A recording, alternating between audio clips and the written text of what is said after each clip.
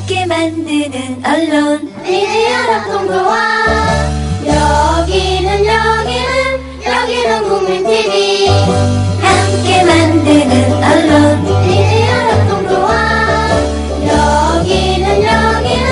여기는 국민TV. 이강윤의 오늘, 이제는 정가 산책으로 함께합니다. 정치권 동향 생생하게 풀어드릴 분은요. 네, 한국일보 양정대 기자, 안녕하세요. 네, 안녕하세요. 폭염주의보랍니다. 무슨 유승민 전 원내대표가 뭐 대단한 당대표도 아니었고, 국가 원수도 아닌데 무슨 흔적 지우기? 새누리당 하는 짓들이 왜 이렇게 쫌팽이래요?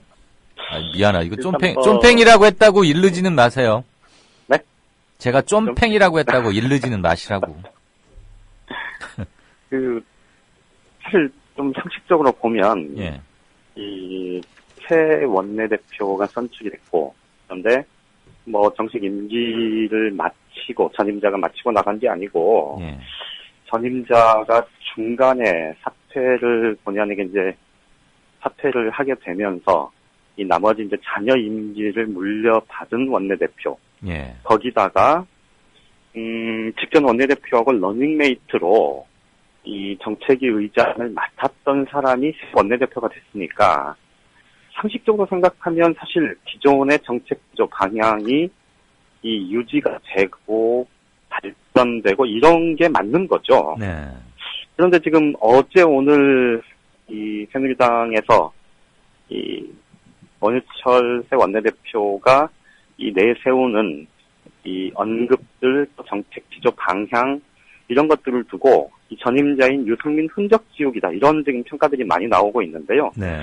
크게 보면 두 가지 정도 얘기를 할 수 있습니다. 하나는 이 핵심적인 정책 방향과 관련한 거고, 다른 하나는 이제 당청 관계와 관련한 건데요.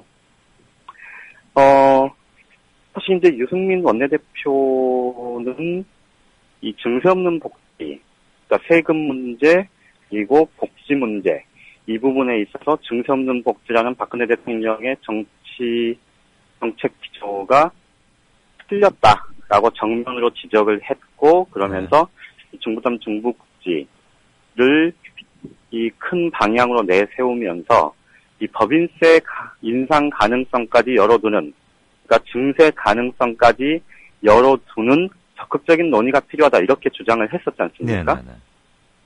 원유철 원내대표가 어제 오늘 하는 얘기, 증세 없는 복지라는 박근혜 대통령의 정책 기조에 동의한다.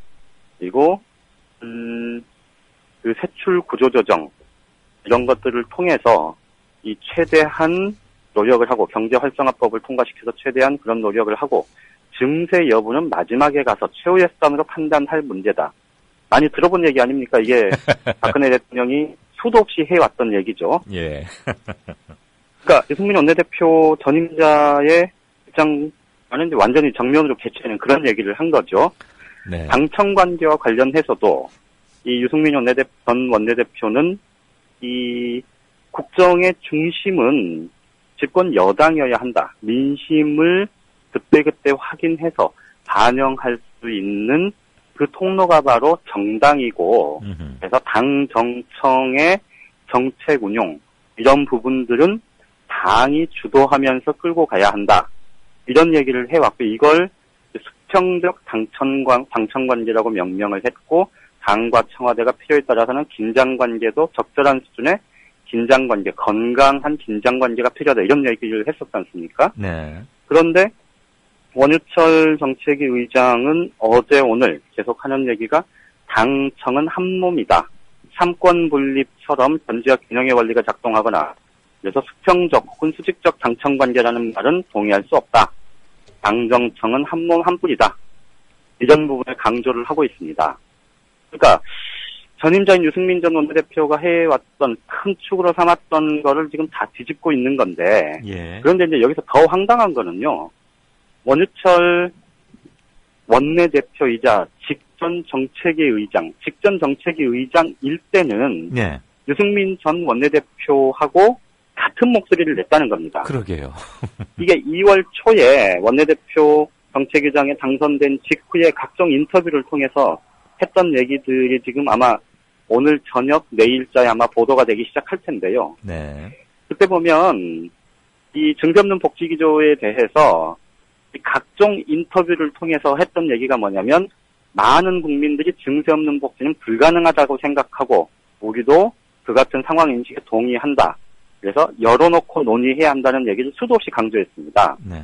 당청 관계와 관련해서도 당이 정책 협의에 있어서 당정청 간의 정책, 모든 정책 협의에 있어서는 당이 주도하고 당이 이끌어야 한다라는 얘기도 수도 없이 강조를 했습니다. 네네. 그랬던 것이 불과 몇 달 만에 혹은 최근까지도 정책위 의장이었으니까요. 몇 달도 그런 걸 감안해 아니고 보면 며칠 전이죠, 며칠 전. 그렇죠. 완전 태도가 표변한 거고 돌변한 건데 예. 그 이유가 뭐 누가 봐도 뻔한 것 아니겠습니까? 그렇죠. 지금 청와대 눈치 보기 말고는 사실 해석이 되거나 설명이 될 수가 없는 거죠. 오늘 비박계 한 의원이 그런 얘기를 하던데요. 무엇보다도 이 유승민 전 원내대표가 이 청와대 친박계에 찍혀서 결국 도려내지는 과정을 러닝메이트로 가장 가까이서 지켜본 당사자 아닙니까? 네. 그러니까 이 원내대표의 핵심적인 모든 이 판단, 사고의 중심은 바로 이 청와대의 코드 맞추기, 이거에 매몰될 수밖에 없다.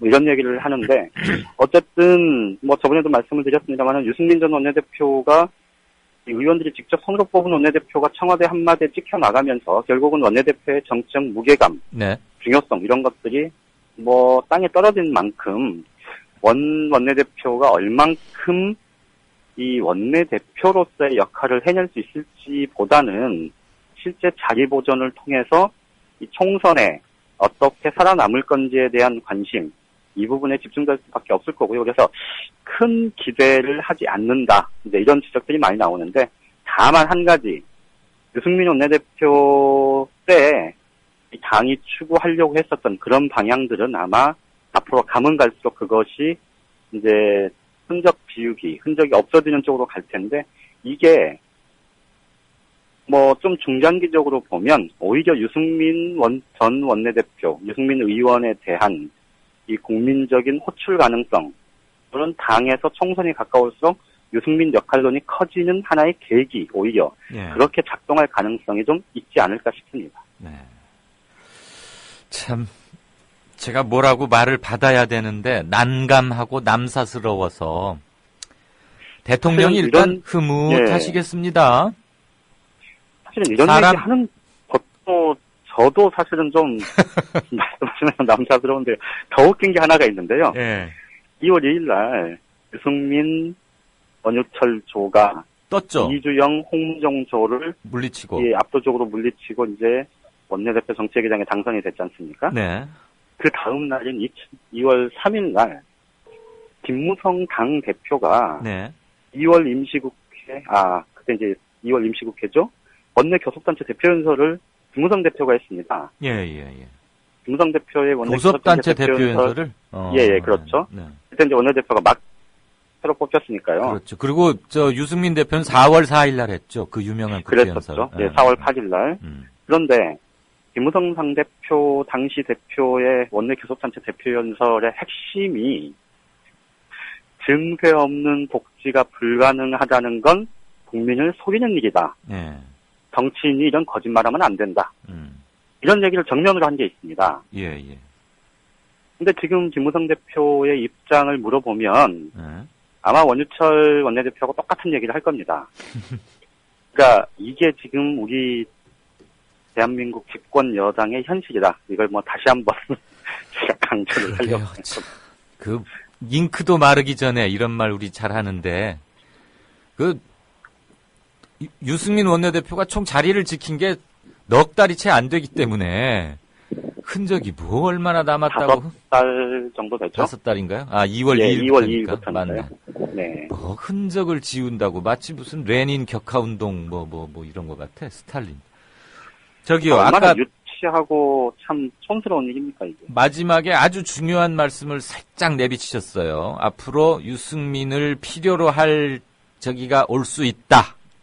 특히 수도권 선거나 이런 거 보면은 지우기 하고 이러는 게 오히려 그 가능성을 훨씬 더 높이는 그렇죠. 지금 네. 청와대고 어디고 간에 유승민 때릴수록 유승민은 속으로 혼자 씩 웃을 거예요. 그렇겠죠. 지금 예. 일거에 약 한 미들급 복서 정도였는데 대통령이 콕 찍어가지고 헤비급으로 만들어준 거 아닙니까?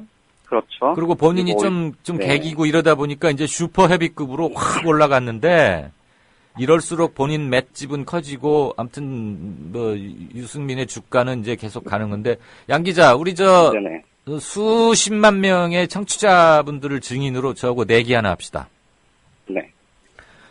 하는 거예요.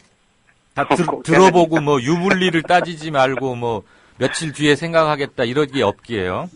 네네. 자, 1번. 자, 청취자 여러분들도 증인이시고 이 내기에 동참하셔도 좋습니다. 1. 유승민에게 새누리당은 공천을 줄까 말까? 줍니다. 줍니다. 네. 낙천시키진 않을 거다.